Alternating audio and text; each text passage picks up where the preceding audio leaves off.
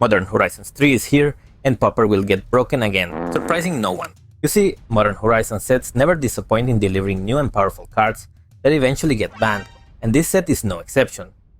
However, instead of spending the next 4 hours discussing each new Pauper card in the set, I will focus on the top 10 cards that I consider can impact the format. But before we dive into them, let's look at this set's themes that support some mechanics that were forgotten in Pauper.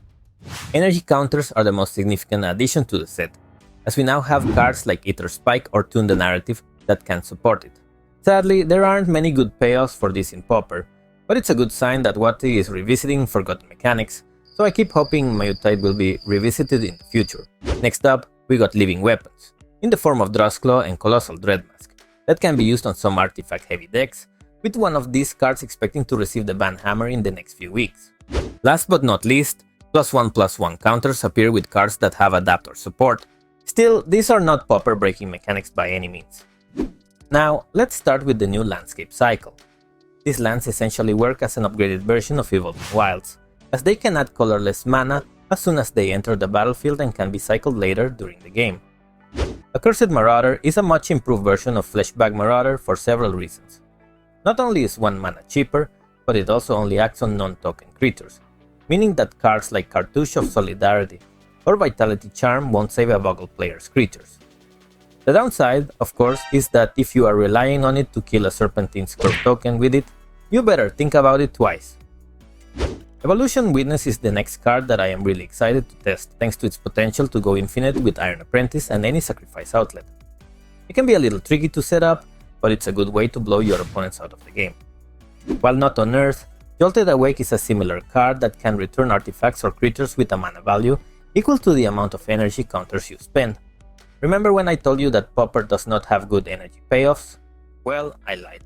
This is critical as you can end up building your deck with cards like Tune the Narrative, to reanimate some big creatures like Troll of Khazad Doom or Striped Riverwinder for just 1 mana. Eviscerator's Insight is less powerful than Deadly Dispute, as you miss creating the treasure token, but in exchange, you get to use its flashback ability in later portions of the game. I often value a lot the extra added value that sacrifice effects have, by either creating some sort of token or gaining life, so I think it will be somewhat challenging for this card to make a run on Pauper, but it's still an excellent option to have.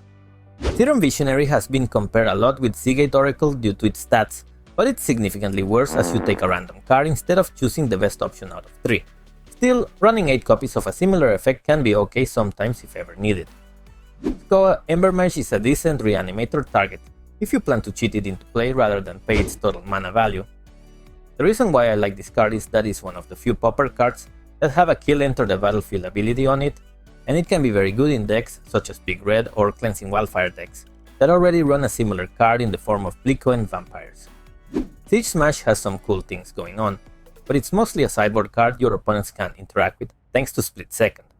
This does more than you may think, as now you can kill a Mirror Enforcer without fearing losing value by your opponent sacrificing it in response with Deadly Dispute or Reckoner's Bargain. It also bypasses counter magic in the same manner. At the very worst, you can use it to pump a creature, which is not irrelevant in aggro decks. Refurbished Familiar is the buff that Affinity decks didn't need. As I mentioned earlier, reworking how these card effects work is great, but it's sad that this card is an Affinity payoff as it also synergizes with decks that use Glinthawk or Core Skyfisher that already have been having fun with the likes of Tiding Blade, and Refurbished Familiar is one more artifact they can play with, which leads us to our last and most potent Pauper card of the set. Cranial Ram is not cranial plating or the recently banned All That Glitters, but I say its power level is in between. While you may need to spend 4 mana to cast it and re-equip it to attack the same turn you play it, you get the upside of reattaching it later on to another creature if the one you are trying to equip it with dies. So keep that in mind until it gets banned in the next few days.